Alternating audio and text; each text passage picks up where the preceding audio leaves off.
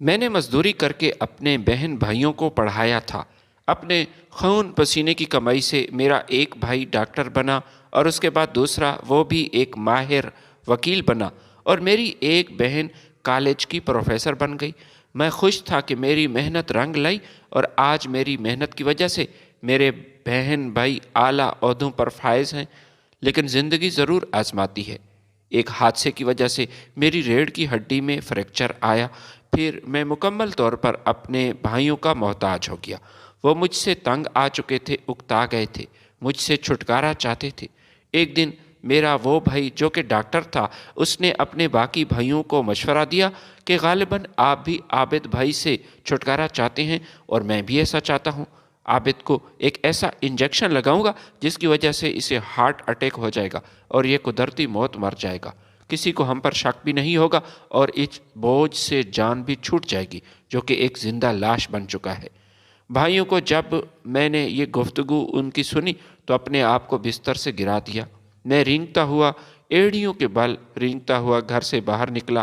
گلی میں رینگتا ہوا آ رہا تھا کہ میرے سامنے ایک گاڑی رکی۔ گاڑی کا دروازہ کھلا تو میری آنکھیں باہر آ گئیں، کیونکہ گاڑی سے باہر آنے والا شخص کوئی اور نہیں بلکہ میں صرف 15 برس کا تھا جب پورے گھر کی ذمہ داری مجھ پر آ گئی تھی۔ میں بہن بھائیوں میں سب سے بڑا تھا۔ 5 برس کا تھا جب ماں کا انتقال ہوا، اور 10 سال بعد 15 برس کی عمر میں میرے والد کا بھی آج انتقال ہوا۔ میں اپنے چھوٹے بہن بھائیوں کو روتا ہوا دیکھتا تو میرا دل خون کے آنسو روتا تھا۔ میں یہ منظر برداشت نہیں کر سکتا تھا۔ اس وقت میں 11ویں جماعت میں تھا، لیکن ان حالات میں میں اپنی تعلیم جاری نہیں رکھ سکتا تھا۔ لہٰذا میں نے کالج کو خیر بات کہا، اور گھر کے اخراجات پورا کرنے کے لیے اور اپنے بھائیوں کے تعلیمی اخراجات برداشت کرنے کے لیے میں نے مزدوری شروع کی۔ میں نے زندگی میں کبھی مزدوری نہیں کی تھی۔ مزدوری کرنا میری مجبوری تھی، لیکن یہ میرے لیے آسان کام نہیں تھا۔ میں جہاں بھی جاتا تھا مجھے مسائل کا سامنا تھا۔ لوگ مجھے عجیب و غریب نظروں سے دیکھتے تھے، اور شروع میں میرے لیے کام کرنا آسان بالکل نہیں تھا۔ نہ ہی میں کام کرنے کے طریقے سے واقف تھا۔ مختلف ٹھیکیدار مجھے ڈانٹتے تھے، لیکن میں نے سب برداشت کیا۔ پھر میری زندگی میں ایسا حادثہ ہوا جس کی وجہ سے میری ریڑھ کی ہڈی میں درد ہونا شروع ہوا۔ یہ میں اس وقت تقریباً 25 برس کا تھا۔ میرا بڑا بھائی کامران اس وقت میڈیکل کالج میں زیر تعلیم تھا۔ دوسرا بھائی عدنان، وہ بھی وکالت کی تعلیم کے لیے LLB کر رہا تھا۔ میری بہن کالج کی پروفیسر بن چکی تھی۔ میری خوشی کا کوئی ٹھکانہ نہیں تھا۔ میری محنت رنگ لائی تھی۔ مگر اس حادثے کے بعد میں مکمل طور پر اپنے بہن بھائیوں کا محتاج ہو چکا تھا۔ ایک تو میرا ٹھیک سے انہوں نے علاج تک نہ کیا، اور زیادہ تاخیر کی وجہ سے میری یہ بیماری لا علاج بن چکی تھی۔ میری ریڑھ کی ہڈی ناکارہ ہو چکی تھی، اور میں چلنے پھرنے سے محروم تھا۔ سمجھ نہیں آ رہا تھا کہ میں کیا کروں۔ بھائیوں کا یہ رویہ میرے ساتھ بہت ہی عجیب تھا۔ وہ سیدھے منہ مجھ سے بات تک نہیں کرتے تھے۔ ہفتہ 10 دن بعد وہ مجھ سے کسی قسم کی بات کرتے، میرا حال پوچھتے، لیکن بعد میں انہوں نے حال پوچھنا ہی بند کر دیا، بات کرنا چھوڑ دیا۔ ایسے دن بھی آئے تھے جب گرمیوں میں مجھے پیاس محسوس ہوتی تو مجھے پانی پلانے والا کوئی نہیں تھا۔ ایک بار پیاس سے میرا برا حال تھا۔ میرا بھائی میرے لیے پانی ساتھ رکھتا تھا، لیکن آج وہ بھول گیا تھا۔ میں نے پانی کی صدائیں بلند کی۔ ہمسایوں سے ایک شخص نے میری آواز سنی، بھاگتا ہوا آیا ہمارے گھر، لیکن باہر دروازے پر تالا تھا۔ میرے بھائی جب جاب پر جاتے یا ہسپتال میں تو گھر کو تالا لگا کر جاتے تھے، جبکہ گھر میں اکیلا ہوتا تھا۔ ان کو یہ توفیق بھی نہ ہوتی کہ کم از کم پانی کی ایک بوتل وہ میرے ساتھ رکھ لیں۔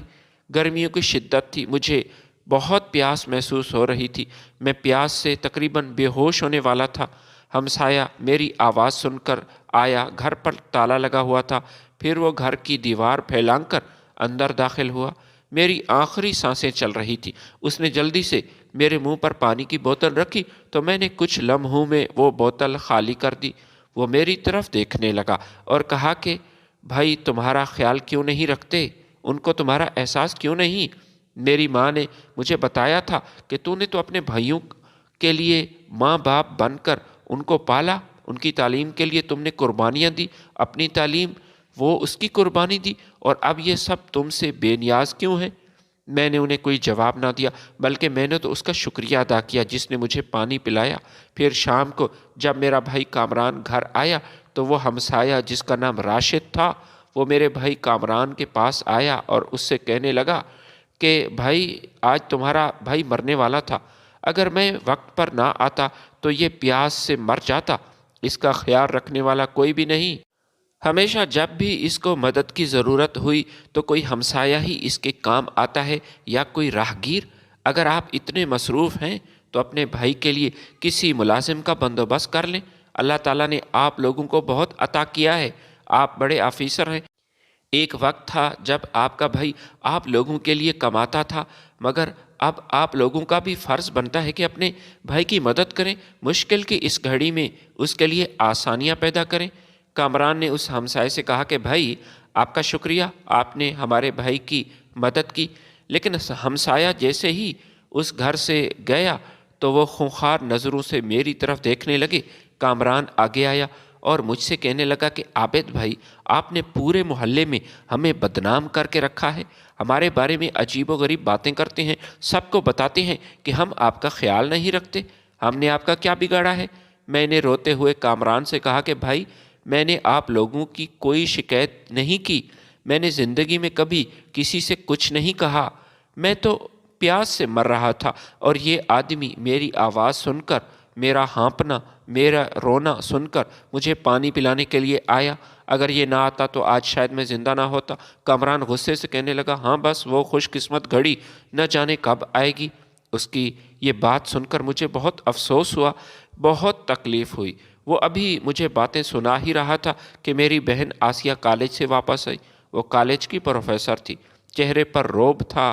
ایک وقت تھا کہ وہ میرا احساس کرتی تھی، مجھ سے محبت کرتی تھی، لیکن اس وقت تک جب میں ان کو کما کر دیتا تھا میرا خیال اس وقت رکھتی تھی، لیکن اب وہ مجھ سے بے رخی کرتی تھی۔ مجھے بغیر دیکھے وہ گھر میں داخل ہوئی اور کامران سے کہنے لگی کہ کیوں شور مچا رکھا ہے؟ کامران نے کہا کہ بس بہن کیا پوچھتی ہیں، عابد بھائی ہر کسی کو ہمارے خلاف بھڑکاتے ہیں۔ آج میں ان کی چارپائی کے ساتھ پانی کی بوتل رکھنا بھول گیا تو اس نے ہمسائے کو بلا لیا اور میری شکایتیں شروع کی۔ آسیہ بہن نے کہا کہ آپ ایسا کریں کہ اس کے لیے کسی ملازم کا بندوبست کر لیں، ہمارے پاس وقت نہیں ہے نا، ہم اس کی خدمت نہیں کر سکتے۔ کامران آسیہ سے کہنے لگا ٹھیک ہے، میں اس کے لیے کسی ملازم کا بندوبست کرتا ہوں، لیکن آپ لوگوں کو بھی مل کر اس کی تنخواہ دینا پڑے گی، میں اکیلا اس کی ساری تنخواہ نہیں بھر سکتا۔ آسیہ نے کہا ٹھیک ہے 10,000 میں دوں گی، 10,000 آپ، اس طرح ہم 20,000 میں ایک ملازم رکھ لیں گے جو ہماری غیر موجودگی میں اس کا خیال رکھے گا۔ پھر وہ اپنے کمرے میں چلے گئے۔ عدنان گھر آیا، اس نے مجھے سلام تک نہ کیا۔ یہ وہی عدنان تھا جس کو میں نے اپنے ہاتھوں سے کھلایا تھا، میرا سب سے چھوٹا پیارا بھائی تھا جس کو میں نے اپنے بچوں کی طرح پالا۔ اب وہ مجھے سلام نہیں کرتا تھا، حالانکہ میں اگر سلام کرتا تو مجھے بھی سلام کا جواب نہ ملتا۔ ایک رات سب بھائی ایک شادی کی تقریب میں گئے تھے، گھر میں کوئی موجود نہیں تھا۔ گھر کا ملازم مقبول وہ بھی ایک دن کی چھٹی پر اپنے گاؤں گیا ہوا تھا، اس کی ماں بیمار تھی، میں گھر میں اکیلا تھا۔ کچھ نقاب پوش لوگ ہمارے گھر میں داخل ہوئے، انہوں نے دیکھا کہ پورے گھر میں صرف ایک معذور شخص بستر پر لیٹا ہے، وہ شاید چور تھے۔ مجھے دیکھتے ہی ایک شخص نے رسی اٹھائی اور مجھے چارپائی کے ساتھ باندھنے لگا۔ میں نے اس سے کہا کہ بھائی مجھے باندھنے کی کوئی ضرورت نہیں، میں چل پھر نہیں سکتا، میں تم لوگوں کا کچھ نہیں بگاڑ سکتا۔ دوسرے چور نے کہا ہاں تم چل تو نہیں سکتے لیکن تمہارے منہ میں زبان تو ہے، تم شور کر سکتے ہو، باقی محلے والوں کو جمع بھی کر سکتے ہو۔ لہٰذا جلدی سے انہوں نے میرے منہ پر ایک پٹی باندھ دی، پھر گھر کے دروازے توڑے، کمرے میں داخل ہوئے، نقدی زیورات جو ان کے ہاتھ لگا وہ لوٹنے لگے۔ میں چاہ کر بھی کچھ نہیں کر سکتا تھا، نہ ہی میں انہیں منع کر سکتا تھا، نہ ہی میرے پاس ٹانگیں تھیں، منہ پر ویسے ہی کپڑا بندھا تھا۔ رات تقریباً 12 بجے وہ گاڑی واپس آئے، انہوں نے دیکھا کہ گھر کا سامان ادھر ادھر پڑا ہے۔ یہ دیکھ کر میرے بھائی وہ کافی غصے میں آئے، گھر کے قیمتی سامان پیسے وہ چرا کر لے گئے تھے۔ عدنان غصے میں آیا، وہ میری طرف دیکھنے لگا اور کہنے لگا، بتاؤ تم نے کس کو بلایا، کس چور کو انفارم کیا کہ آج گھر میں کوئی نہیں؟ میں نے کہا، مجھ پر کیوں الزام لگا رہے ہو؟ میں کسی کو کیوں بلاؤں گا؟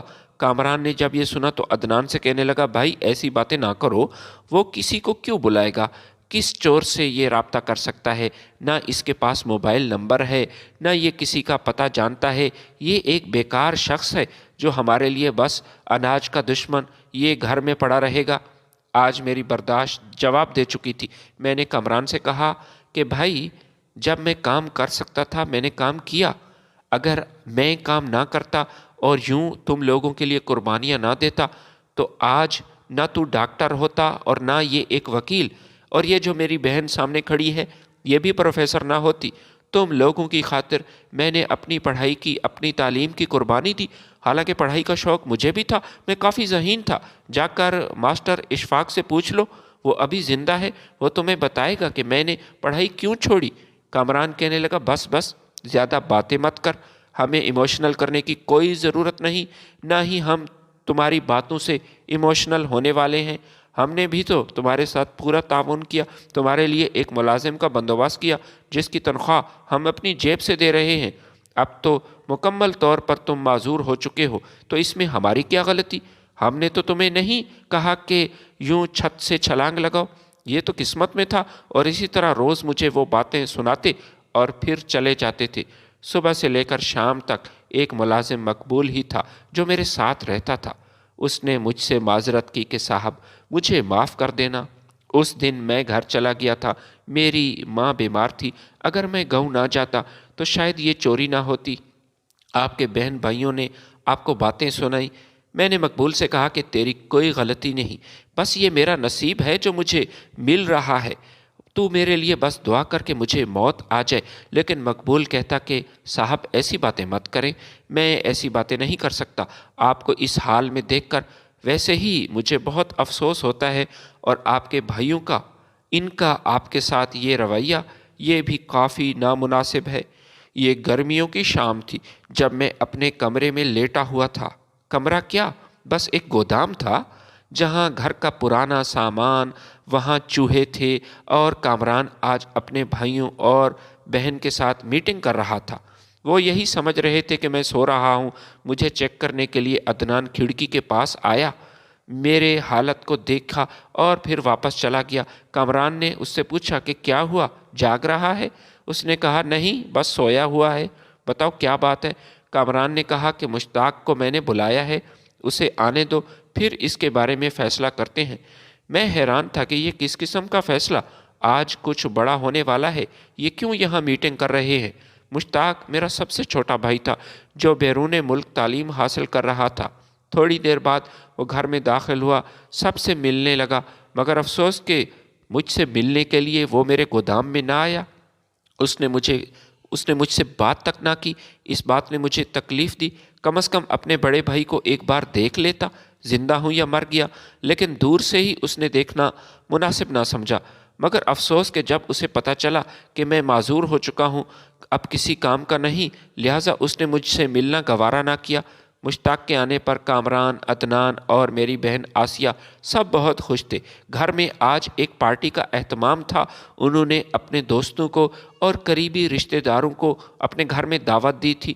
گھر میں بہت بڑی پارٹی تھی، گہما گہمی تھی، لیکن میرا دروازہ انہوں نے باہر سے بند کر دیا، بلکہ تالا لگا لیا تاکہ شرمندگی سے بچ سکیں، کوئی مہمان مجھے دیکھ نہ سکے۔ ان کی یہی خواہش تھی اور یہی ان کے دل میں خوف تھا کہ اگر کسی نے مجھے اس حال میں دیکھ لیا تو ان کی تو عزت کا جنازہ نکل جائے گا۔ ماسٹر فرید کو بھی انہوں نے اپنے گھر میں بلایا تھا۔ ہم سب بہن بھائیوں کا وہ استاد تھا۔ کامران، عدنان سبھی اسی سے پڑھے تھے اور ایک وقت میں بھی اس کا شاگرد رہ چکا تھا۔ ماسٹر فرید نہایت عزت دار ایسی شخصیت تھے جس کو میں بھلا نہیں پاؤں گا۔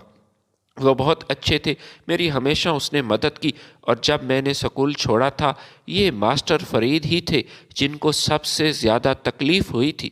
اس نے مجھے بار بار کہا تھا کہ اپنے فیصلے پر نظر ثانی کرو، تم بہت بڑی غلطی کر رہے ہو میاں۔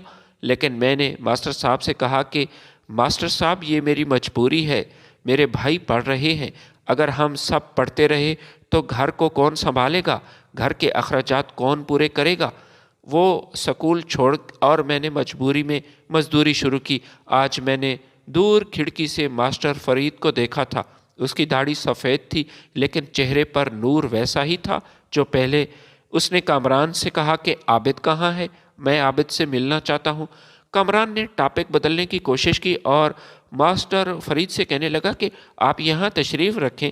फिर अपने मेहमानों से उनका तारुफ करवाने लगा, लेकिन मास्टर फरीद का दिमाग एक ही जगह अटका था। वो बार बार कामरान अदनान से पूछ रहा था कि आबिद कहाँ है, मैंने आबिद से मिलना है, मैं उसकी इयादत करना चाहता हूँ। ये सुनकर कामरान काफ़ी परेशान हुआ। वो बुरी तरह फंस चुका था। वो किसी सूरत मास्टर फरीद को ये जाहिर नहीं करवाना चाहता था कि उन्होंने मुझे किस हाल में रखा हुआ है। एक गोदाम में एक गंदा सा कमरा जहाँ हर वक्त मक्खियाँ रहती हैं, जहाँ चूहे फिरते हैं, छत से पानी नीचे टपकता है, जिसमें सफाई का कोई बंदोबस्त नहीं। वो मास्टर फरीद को कुछ नहीं बता रहे थे, लेकिन फिर उसकी आवाज़ बुलंद हुई। उसने कहा कि मैं कल भी तुम्हारा उस्ताद था, आज भी तुम लोगों का उस्ताद हूँ, और मैं अब भी तुम्हें बच्चा समझता हूँ, अपना शागिर्द। मैंने आबिद से मिलना है और उससे मिले बगैर मैं इस घर से नहीं जाऊँगा। मजबूरन उन्होंने गोदाम का ताला खोला और उसके बाद वो दरवाज़ा खोला किया। मास्टर फरीद को अपनी आंखों पर यकीन न आया। अंदर जो हालात थे नाकाबिले बर्दाश्त थे। बहुत ही ख़राब हालत में उन्होंने एक टूटे हुए बिस्तर पर मुझे रखा था, जबकि मेरे चेहरे पर मक्खियाँ बैठी हुई थी, मेरे कपड़े गंदे थे। मास्टर फरीद वहाँ से वापस गया। उसने कामरान को एक थप्पड़ मारा और उससे कहा कि तुम्हें शर्म आनी चाहिए, तुम तो शर्म से डूब मरो। अपने भाई के साथ कैसा सलूक तुम लोगों ने किया। ये तुमने आबिद को किस हाल में रखा है। घर में मौजूद बाकी मेहमान भी मुझे देखकर हैरान हुए। मास्टर फरीद मेरे सामने बैठे, उनकी आंखों में आंसू थे। मुझे देखकर वो कहने लगे, फरीद बेटा, तूने ये अपनी क्या हालत बनाई है। तू मेरा शागिर्द था, मुझसे बहुत छोटा, लेकिन अब तो उम्र में मुझसे बड़ा मालूम होता हो। इतनी छोटी उम्र में बूढ़ा हो गया। ये तूने क्या कर दिया अपने साथ, ये तुझे क्या हो गया। मेरे साथ चल, मेरे घर में रह, मैं तुम्हारा बहुत ख्याल रखूँगा। लेकिन मैंने मास्टर फरीद से कहा कि मास्टर साहब, आपका बहुत बहुत शुक्रिया, आपने मेरा एहसास किया। आप मेरे लिए कल भी मोहतरम थे और आज भी। कुछ कामरान और अदनान के ऐसे दोस्त भी थे जो उनसे मिलने के लिए आए थे, लेकिन जब उन्होंने मुझे इस हाल में देखा तो वो कामरान और अदनान से नाराज़ होकर वापस चले गए। दोनों भाई वो कामरान अदनान से यही कहने लगे कि जिन हालात में तुमने अपने भाई को रखा है, ये देखकर हमें बहुत अफसोस हुआ है, ये बहुत काबिल अफसोस है। और फिर इसी घर में तुमने पार्टी रखी है, जश्न मना रहे हो। किस बात का जश्न, किस बात की खुशी। हम इस तरह की पार्टी में शिरकत नहीं करेंगे। वो चुपचाप वहाँ से चले गए। कुछ लोग वहाँ खड़े रहे। मास्टर फरीद से कामरान ने माफ़ी मांगी और कहा कि जनाब, हम अपने किए पर बहुत शर्मिंदा हैं। हम आबिद भाई को एक साफ़ सुथरे कमरे में अभी मुंतकिल करेंगे, इसकी सफाई का ख्याल रखेंगे। हम आपसे वादा करते हैं, कपड़े भी बदलेंगे। फिर अपने उस्ताद के सामने वो अच्छा और नेक बनने की कोशिश कर रहे थे, ज़ाहिर कर रहे थे कि उनको मेरा बहुत ख्याल है। फ़ौरन मेरी चारपाई वहाँ से उठाई, एक कमरे में मुंतकिल किया, मेरे कपड़े तब्दील किए, अपने हाथों से मुझे कंघी देने लगे, मेरी खिदमत करने लगे। इन्हें मुझसे कोई मोहब्बत नहीं थी, बस अपने रिश्तेदारों को और अपने उस्ताद को मुतासर करने की कोशिश कर रहे थे ताकि बात आगे ना फैल जाए। फिर जब शाम हुई, सब अपने अपने घरों में चले गए, तो मुश्ताक ने मुझसे कहा, ये अभी तक ज़िंदा कैसे है, ज़रा इसकी हालत तो देखो। मैंने मुश्ताक से कहा कि शर्म करो, कैसी बातें कर रहे हो, तू मुझसे बहुत छोटा है, मेरा सबसे छोटा भाई, और अपना लहजा देखो। मुश्ताक ने मुझे कोई जवाब ना दिया, लेकिन कामरान मेरे पास आया, मुझे बालों से पकड़ा और कहा कि तेरा तो आज कुछ करना ही पड़ेगा। बस बहुत सह लिया, बहुत बर्दाश्त कर लिया, अब हमारी बर्दाश्त जवाब दे चुकी है। फिर उसके बाद वो तीनों भाई एक कमरे में गए। उनकी आवाज़ मैं सुन रहा था। कामरान अपने भाइयों से कह रहा था कि मेरी बात गौर से सुनो, जितना मैं इस शख्स से तंग हूँ, مجھے معلوم ہے تم بھی بہت تنگ ہو، اور یہ بات ہم اچھی طرح جانتے ہیں کہ تم بھی اس سے چھٹکارا چاہتے ہو۔ عدنان نے ہاں میں سر ہلایا۔ مشتاق نے بھی کہا ہاں، یہ تو اب ایک زندہ لاش ہے، ہم پر بوجھ ہے، ہم اس سے چھٹکارا چاہتے ہیں۔ کون اس سے چھٹکارا نہیں چاہے گا؟ آسیہ تھوڑی دیر خاموش رہی۔ کامران نے اپنی بہن آسیہ سے پوچھا، تم کیوں خاموش ہو؟ بتاؤ، کیا تم اس زندہ لاش سے تنگ نہیں ہو، ایک بوجھ جو اس گھر میں پڑا ہے؟ آسیہ کہنے لگی، ہاں مجھے زیادہ مسئلہ نہیں، لیکن تم لوگوں کی وجہ سے میں پریشان ہوں۔ میں اس گھر میں مستقل تو نہیں رہوں گی، کل کو میری شادی ہو جائے گی، لیکن تمہاری بیویاں کبھی بھی اس کے ہوتے ہوئے اس گھر میں نہیں رہیں گی۔ کل کو تمہاری شادی ہوگی، کون عورت، کیسی عورت ایسے گھر میں رہنا چاہے گی جہاں ایک معذور بدبودار شخص پڑا ہے؟ آسیہ بہن کی یہ بات، اس نے میرے دل کو ٹکڑے ٹکڑے کر دیا۔ واہ رے میری بہن، ایسی بہن جس کو میں نے اپنے تمام بھائیوں سے زیادہ چاہا تھا، میری اکلوتی بہن تھی اور مجھے سب سے زیادہ عزیز تھی۔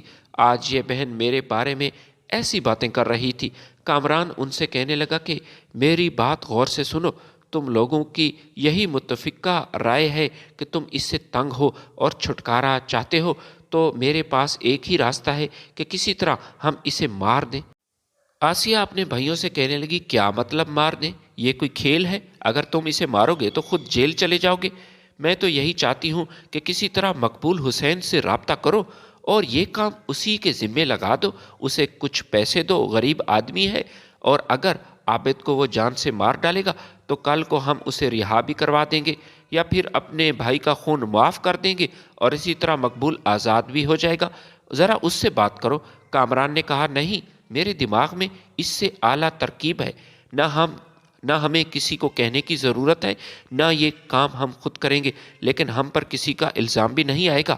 عدنان نے پوچھا کہ کیا ارادہ ہے آپ کا؟ ذرا اپنے ارادے سے ہمیں بھی آگاہ کریں۔ کامران نے کہا کہ میرے پاس ایک ایسا انجیکشن ہے جس کو لگانے سے اسے فوراً ہارٹ اٹیک ہو جائے گا۔ ظاہری طور پر یہ ایک قدرتی موت ہوگی، لیکن یہ صرف ہم ہی اس بات سے واقف ہیں کہ یہ ایک قتل ہوگا۔ یہ سن کر آسیہ نے کہا کہ خیال تو اچھا ہے، لیکن ہمیں یہ کام جلد از جلد کرنا پڑے گا۔ آج عابد کی وجہ سے ہماری کتنی بے عزتی ہوئی ہے۔ ذرا مہمانوں کو آپ نے دیکھا تھا، وہ یہاں سے چلے گئے تھے، آپ لوگوں نے دیکھا؟ گھر آئے مہمان ہم پر تھو تھو کر رہے تھے۔ کامران نے کہا، جیسے ہی یہ سو جائے گا، رات کے کسی پہر ہم اسے وہ انجیکشن لگائیں گے اور پھر رونے کا ناٹک کریں گے۔ یہ ڈرامہ ہمیں کرنا پڑے گا، ہمیں رونا پڑے گا۔ ویسے تو ہم اس کی موت پر بہت خوش ہوں گے، لیکن دنیا کو دکھانے کے لیے یہ ڈرامہ بھی ضروری ہے۔ محلے والے اکٹھے ہو جائیں گے، پھر ہم سب سے یہی کہیں گے کہ ہمارا بھائی ہمیں چھوڑ کر چلا گیا، ہمارے بھائی کو ہارٹ اٹیک ہوا ہے، وہ میری موت کا منصوبہ بنا رہے تھے، اور اب میں اس گھر میں کیسے رہ سکتا تھا؟ میں آج رات کیسے سو سکتا تھا؟ حالانکہ میں بھی جینا نہیں چاہتا تھا، لیکن ایسی موت تو میں بھی نہیں چاہتا تھا، وہ بھی وقت سے پہلے۔ آج رات انہوں نے مقبول کو چھٹی دے دی تھی اور گھر سے جانے کو کہا تھا۔ میرا شک اب یقین میں بدل چکا تھا کہ یہ مجھے کسی صورت نہیں چھوڑنے والے۔ پھر وہ اپنے کمرے میں ڈنر کے لیے گئے تھے۔ جب میں نے اپنے آپ کو بستر سے نیچے گرایا، کیسے گرایا یہ میں بیان نہیں کر سکتا۔ میرا منہ نیچے فرش پر لگا تھا، میرے ناک سے خون بہنے لگا تھا۔ میرے جسم میں صرف یہ دو بازو تھے جن میں تھوڑی طاقت بچی تھی، باقی سارا جسم بے جان ہو چکا تھا۔ ریڑھ کی ہڈی ناکارہ تھی، جس کی وجہ سے میری ٹانگیں وہ اتنی کمزور تھیں کہ میں چل نہیں سکتا تھا۔ میں رینگتا ہوا، اپنے آپ کو گھسیٹتا ہوا صحن میں آیا اور پھر گھر کا مین گیٹ وہ کراس کرنے میں کامیاب ہو گیا۔ میں نہیں جانتا تھا کہ میں کہاں جا رہا ہوں، لیکن فی الحال تو گھر سے نکلنا ضروری تھا۔ میں جیسے ہی ایڑیوں کے بل رینگتا ہوا گلی میں آیا تو میرے سامنے ایک گاڑی رکی۔ گاڑی کی لائٹ میری آنکھوں میں پڑی اور میری آنکھیں چندھیا گئیں۔ مجھے کچھ نظر نہیں آ رہا تھا، لیکن گاڑی سے ایک شخص نیچے اترا۔ اس نے میرے کاندھے پر ہاتھ رکھا اور مجھ سے کہا کہ عابد، تو اور اس حال میں؟ یہ آواز کچھ جانی پہچانی سی معلوم ہو رہی تھی۔ میں اس کی آواز پہچاننے کی کوشش کر رہا تھا۔ پھر جب مجھے اس شخص کا چہرہ نظر آیا تو مجھے اپنی آنکھوں پر یقین نہ آیا۔ یہ ٹھیکیدار قدرت اللہ تھا جس کے انڈر میں کام کرتا تھا۔ ان دنوں جب میں مزدوری کرتا تھا اپنے بھائیوں کے لیے، اس نے مجھے اپنی گاڑی میں بٹھایا اور اپنے گھر لے گیا۔ قدرت اللہ مجھ سے کہنے لگا، یہ تم نے اپنی کیا حالت بنا لی؟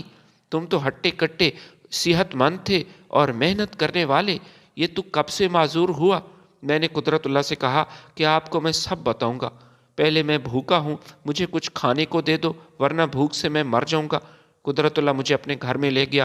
نہایت شفیق انسان تھا، ٹھیکیداری کے پیشے سے وابستہ تھا، کافی دولت کما چکا تھا اور آج سے تقریباً 10 سال پہلے میں اس کے انڈر ہی کام کرتا تھا۔ اس نے مجھے کھانا کھلایا اور اس نے اپنے بھائیوں کے مظالم میں نے اسے سارے بتائے، ساری حقیقت بتائی، جس پر وہ مجھ سے کہنے لگا کہ میں ان ظالموں کے خلاف ایکشن لوں گا۔ اگر تم چاہو تو میں ایک پولیس آفیسر سے بات کرتا ہوں، وہ میرا اچھا دوست ہے، وہ ان کو جیل میں بند کرے گا۔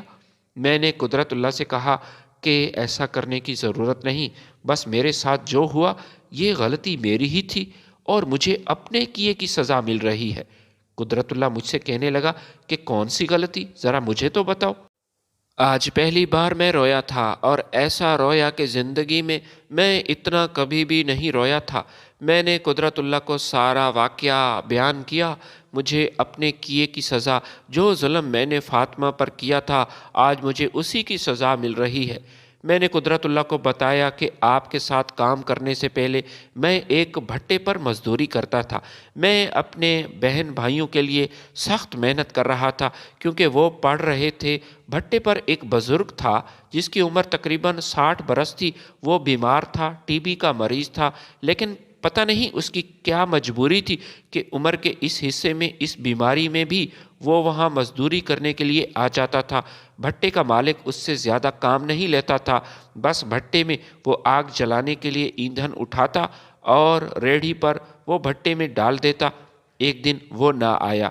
سب حیران تھے کہ آج وہ بزرگ کیوں نہ آیا، لیکن اس کی حیرت میں تب اضافہ ہوا جب اس بزرگ کی جگہ، جس کا نام نظر حسین تھا، آج اس کی بیٹی بھٹے پر کام کرنے کے لیے آئی تھی۔ اس کا نام فاطمہ تھا، نہایت خوبصورت لڑکی تھی۔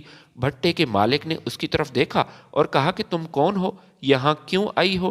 اس نے بتایا کہ میں نظر حسین کی بیٹی ہوں اور میرا باپ بہت بیمار ہے، لیکن ہمیں پیسوں کی سخت ضرورت ہے، لہٰذا میں اپنے والد کی جگہ یہاں کام کرنے آئی ہوں۔ بھٹے کا مالک یہ سن کر حیران ہوا۔ اس نے کہا کہ تم لڑکی ہو اور عورت ہو کر مردوں کے درمیان کیسے کام کرو گی؟ وہ ہاتھ جوڑ کر کہنے لگی کہ مجھے کسی طرح کام پر لگا دیں، میں مجبور ہوں، گھر میں فاقے ہیں، میرا باپ بھی بیمار ہے، وہ بستر پر پڑا ہے، اس کی دوائی کا بندوبست کرنا ہے، اس لیے آپ مجھے ضرور کام دیں۔ جس پر بھٹے کے مالک نے اس لڑکی پر ترس کھایا اور اس سے کہا، ٹھیک ہے ٹھیک ہے، میں تمہیں ان مردوں کے درمیان تو کام نہیں کرنے دوں گا، لیکن اگر تم پڑھی لکھی ہو اور تمہارے لیے میرے پاس ایک کام ہے۔ اس نے فاطمہ سے پوچھا، کیا تم پڑھی لکھی ہو؟ فاطمہ نے کہا، ہاں، میں 8 جماعتیں پاس ہوں۔ جس پر بھٹے کے مالک نے کہا کہ تم مزدوروں کی حاضری لگاؤ گی اور تنخواہ کا حساب کتاب اور باقی بھی حساب جو میں تمہارے ذمے لگاؤں گا، تم میری طرف سے میں تمہیں ایک ڈائری دوں گا جہاں پر تم نے ہر دن ان کی تنخواہ، حاضری، یہ سب کچھ ریکارڈ کرنا پڑے گا۔ فاطمہ نے کہا، ٹھیک ہے، میں یہ کروں گی، اس کے علاوہ سامان کی لوڈنگ ان لوڈنگ اس کو بھی تم نے ریکارڈ کرنا ہے۔ فاطمہ مان گئی۔ وہ بہت شریف لڑکی تھی، میری اس سے بات ہوتی تھی، ہم دونوں میں باتیں ہونے لگی۔ مجھے ایسا ظاہر ہونے لگا کہ فاطمہ کے رویے سے کہ وہ مجھ پر اعتماد کرتی ہے، مجھے پسند کرتی ہے۔ اس کی باتوں میں نے یہ بات نوٹ کی تھی۔ اس وقت فاطمہ بہت مجبور تھی۔ اگر میں اس کی مجبوری کو سمجھتا تو فوراً اس کے ساتھ نکاح کر لیتا، کیونکہ اس کا اس دنیا میں کوئی بھی نہیں تھا، میں اس کا سہارا بنتا، لیکن میں اس وقت شادی کے موڈ میں نہیں تھا۔ میرے اوپر اپنے بھائیوں اور بہنوں کا بوجھ تھا، لہٰذا میں نے اپنا گھر بسانے کے لیے فی الحال بالکل نہ سوچا، نہ ہی ایسا سوچ سکتا تھا۔ لیکن مجھے ایسا محسوس ہوتا تھا کہ فاطمہ اسی انتظار میں تھی کہ کسی طرح میں اسے شادی کی پیشکش کروں اور اسے سہارا دینے کے بارے میں سوچوں۔ بھٹے پر ایک طرح کے لوگ نہیں تھے، کچھ آوارہ قسم کے لوگ تھے جو فاطمہ پر بری نظر رکھتے تھے۔ وہ چاہتے تھے کہ کسی طرح فاطمہ ان سے بات کرے، ان کے قریب آئے، لیکن وہ اچھے برے کی تمیز رکھتی تھی۔ وہ ایک سلجھی ہوئی لڑکی تھی، لہٰذا وہ ہر کسی سے بات نہیں کرتی تھی، بس مجھ سے وہ بات کرتی یا پھر بھٹے کے مالک سے، کیونکہ میں نے اسے بتایا تھا کہ میرے بھائی پڑھ رہے ہیں اور بھائیوں کو پڑھانے کے لیے میں نے اپنی تعلیم کی قربانی دی اور سکول چھوڑ دیا۔ پھر جب اس نے میری لکھائی چیک کی، میری تحریر دیکھی تو حیران ہو گئی، اور پھر مجھ سے کہنے لگی کہ تمہاری لکھائی تو بہت اچھی ہے، اگر تم اپنی پڑھائی جاری رکھتے تو کچھ نہ کچھ ضرور بن جاتے، تم ایک ذہین لڑکے ہو، ابھی بھی موقع ہے، تم محنت کرو، پڑھو۔ لیکن میں نے فاطمہ سے کہا کہ نہیں، اب میں کسی صورت نہیں پڑھ سکتا، میں نے سب پیچھے چھوڑ دیا۔ یہ وہ موقع تھا جب مجھے پیسوں کی بہت ضرورت تھی، لیکن میں صرف مزدوری کر سکتا تھا، دن کا 1000 روپیہ زیادہ سے زیادہ کما سکتا تھا، جو کہ میرے لحاظ سے یہ پیسے بہت کم تھے، اور مجھے تو پیسوں کی بہت ضرورت تھی۔ میرے بھائی پڑھ رہے تھے، ان کی ٹیوشن کی فیس، مجھے پیسے چاہیے تھے۔ مجھے سمجھ نہیں آ رہی تھی کہ میں پیسوں کا بندوبست کیسے کروں۔ بھٹے پر کچھ مزدوروں نے مجھے ایک ہوٹل میں چائے پینے کی دعوت دی اور وہ مجھ سے کچھ کہنا چاہتے تھے۔ میں وہاں گیا ان کی دعوت پر، تو وہ مجھ سے کہنے لگے کہ یار، فاطمہ تم سے بہت گپ شپ لگاتی ہے، لیکن ہم سے وہ بات نہیں کرتی، حالانکہ ہم نے کوشش بھی کی۔ تم نے اسے کیا کھلایا؟ میں نے کہا ایسا تو میں نے کچھ نہیں کھلایا، بس وہ خود مجھ سے بات کرتی ہے تو میں بھی بات کر لیتا ہوں۔ وہ کہنے لگے ہمیں سب پتہ ہے، لیکن تمہارے لیے ایک بہت بڑی آفر ہے۔ یہ بات سن کر میں حیران ہوا، مزدوروں کی طرف دیکھنے لگا اور پھر ان سے پوچھا کہ کون سی آفر، مجھے بتاؤ۔ وہ مجھ سے کہنے لگے کہ اگر ہمارے کہنے پر تو فاطمہ کو ایک جگہ پر بلائے اور اگر وہ وہاں آ جائے تو ہم میں سے ہر شخص تمہیں 5,000 روپے دے گا۔ ہم 4 لڑکے ہیں، اسی طرح تمہارے 20,000 روپے بن جائیں گے۔ 20,000 کی رقم اس وقت میرے لیے بہت زیادہ تھی، اور میں ان پیسوں سے اپنے بھائیوں کے لیے ٹیوشن کے اخراجات، ان کے اسکول کی وردی اور جوتے لے سکتا تھا۔ ظاہری طور پر تو میں نے اس بات سے انکار کیا تھا، لیکن چپ چاپ وہاں سے ہوٹل سے چلا گیا۔ لیکن بعد میں نے سوچا کہ موقع اچھا ہے، لیکن پھر میں نے فاطمہ کے بارے میں بھی سوچا، جس کا بوڑھا باپ تھا، گھر میں اکیلا تھا۔ میں ایک لڑکی کو اتنا بڑا دھوکہ کیسے دے سکتا ہوں، وہ بھی صرف 20,000 کے لیے؟ یہ جنگ ہر وقت میرے دل میں رہی۔ میرا ضمیر مجھے ایسا کرنے سے منع کرتا تھا، لیکن پھر بھی اپنی ضروریات کو دیکھتے ہوئے میرے دل میں کئی بار یہ بات آتی، شیطان مجھے اس بات کے لیے اکساتا کہ فاطمہ کو ایک جگہ پر بلاؤں، جیسا وہ کہہ رہے ہیں ویسا کروں۔ پھر میرے دماغ میں ایک ترکیب آئی، میں نے کہا کیوں نہ اس موقع سے فائدہ اٹھایا جائے۔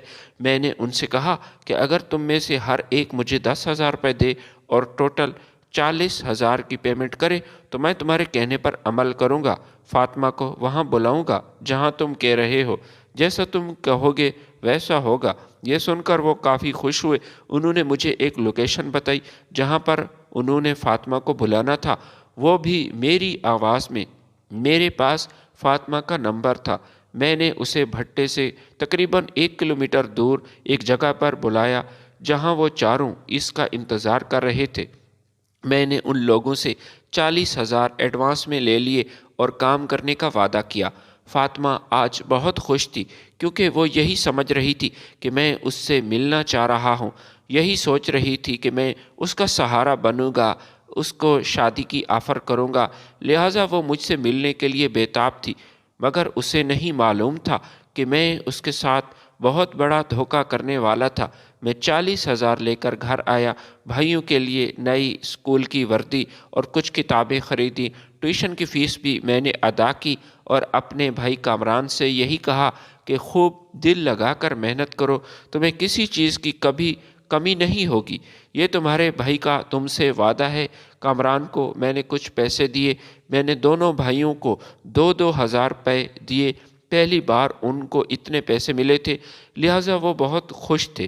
اس کے بعد میرا ان مزدوروں سے کوئی رابطہ نہ ہوا، نہ ہی میں نے فاطمہ سے کوئی رابطہ کیا، اس کا میں نے نمبر بلاک کر دیا۔ میں نے اسے بھٹے پر کام کرنے اس نے بھی چھوڑ دیا، اور میں نے بھی وہاں جانا تقریباً چھوڑ دیا۔ میرا یہی ارادہ تھا کہ نئی جگہ کام تلاش کروں گا۔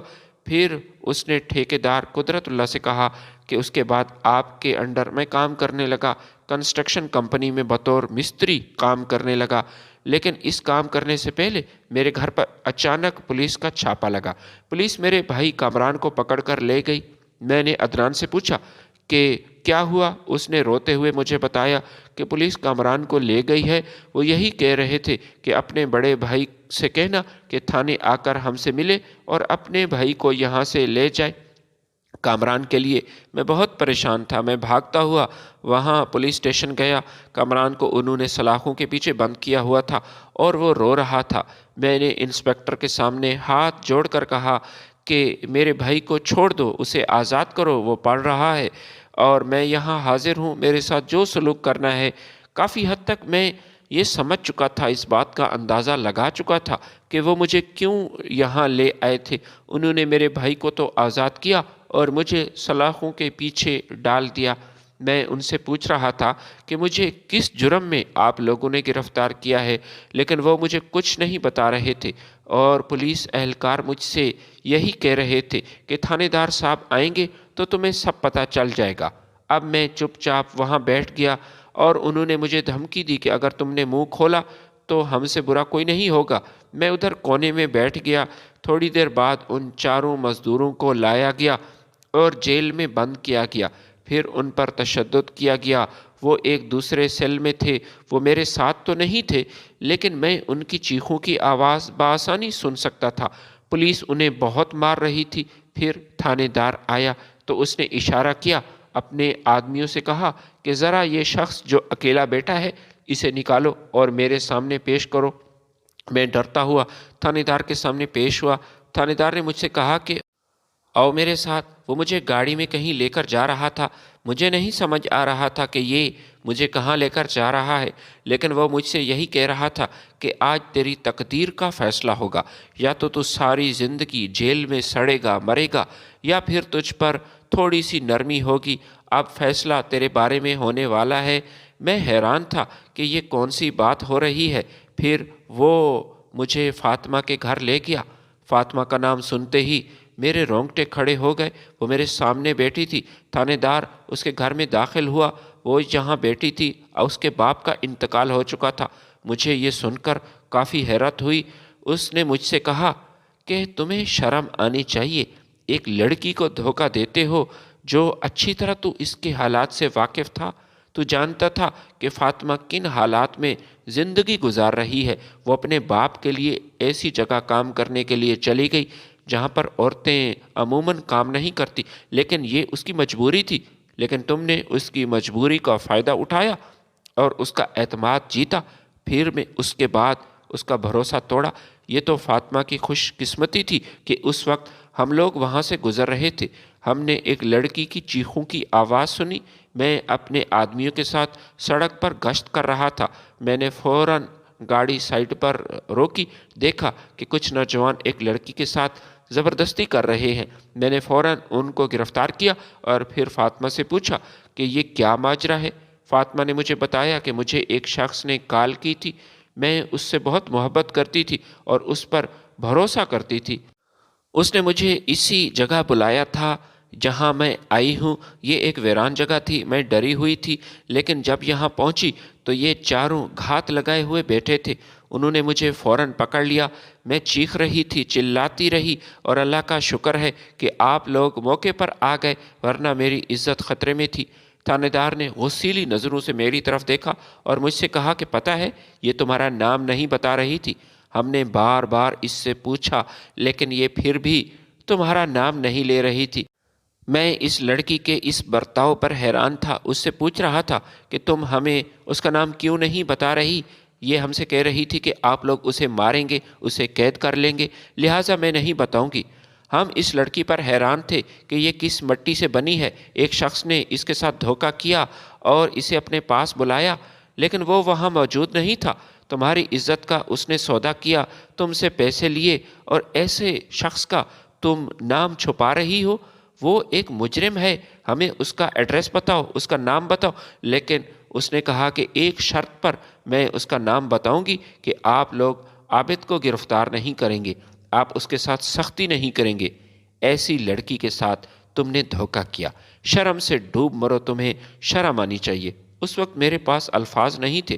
تھانے دار نے مجھے دو راستے بتائے، ایک یہ کہ جیل میں کئی سال قید کاٹنی پڑے گی، اور اس لڑکی کو سچے دل سے اپنا لو، یہ تمہارے پاس دوسرا آپشن ہے، ورنہ جیل میں سڑو گے۔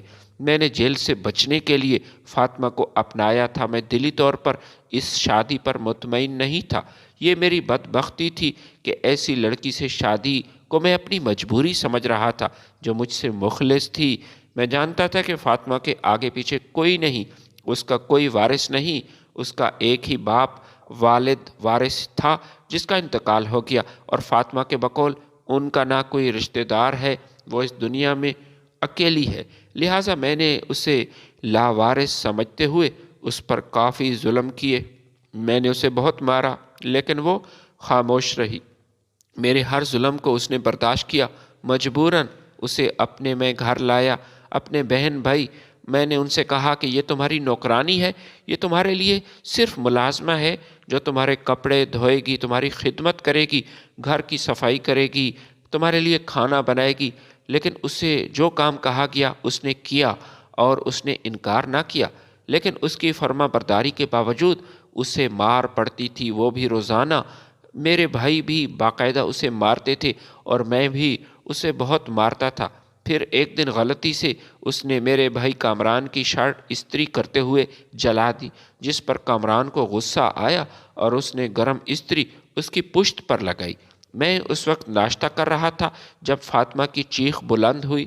میں وہاں آیا تو دیکھا کہ کامران نے فاطمہ پر گرم استری لگا دی اور اس کی پشت جل چکی تھی، اس کا کپڑا جل گیا اور جسم اس پر بھی جلنے کا نشان تھا۔ بجائے اپنے بھائی کو سمجھانے کے، الٹا میں نے اسے مارنا شروع کیا، اتنا مارا کہ وہ بے ہوش ہو گئی۔ پھر مجھے محسوس ہوا کہ فاطمہ کو شاید کچھ زیادہ ہی چوٹ لگی ہے۔ میں ڈر گیا کہ کہیں یہ مر نہ جائے۔ ہم اسے ہسپتال لے گئے۔ وہ ایمرجنسی وارڈ میں داخل تھی۔ جب ڈاکٹر اس کے پاس آیا، ڈاکٹر نے فاطمہ کو دیکھا کہ گرم استری سے اس کی پشت جلائی گئی تھی اور اس کے جسم پر زخم کے نشان تھے۔ ڈاکٹر نے کہا کہ یہ پولیس کیس ہے، اس لڑکی پر حد سے زیادہ تشدد ہوا ہے، اسے کون لایا تھا؟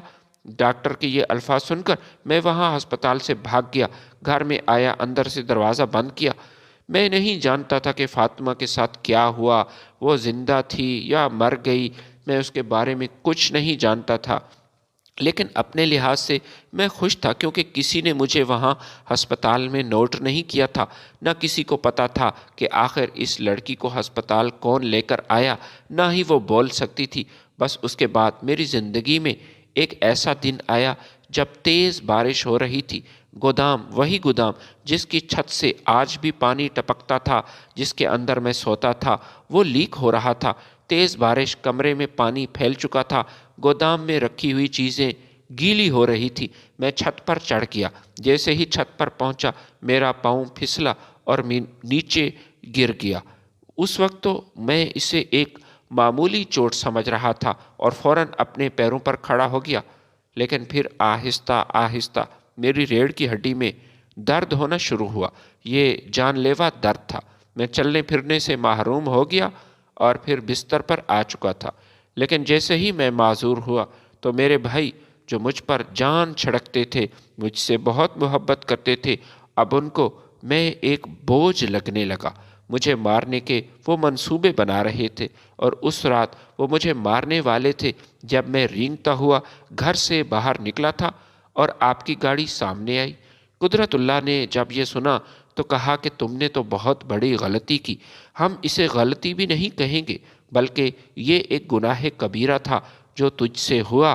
فاطمہ تمہاری بیوی تھی، تمہارا اس کے ساتھ نکاح ہوا تھا، لیکن تم نے اپنی بیوی کے ساتھ یہ سلوک کیا، اور سب سے بڑا ظلم جو تم نے آخر میں کیا، اسے ہسپتال لائے۔ شاید اس کی جان بچ جاتی، شاید تم اس کے ساتھ رہتے، لیکن تنہا چھوڑ کر بھاگ گئے۔ میرے دوست، ایسا تو کوئی نہیں کرتا۔ جن بھائیوں کو پڑھانے کے لیے، جن بھائیوں کو تم نے وردی، کتابیں، ٹیوشن کی فیس دی، وہ پیسے حرام کے تھے، اور جب تمہارے بھائیوں نے ان حرام کے پیسوں سے اپنے لیے جوتے خریدے، اسکول کی وردی خریدی، تو حرام اپنا اثر ضرور دکھاتا ہے۔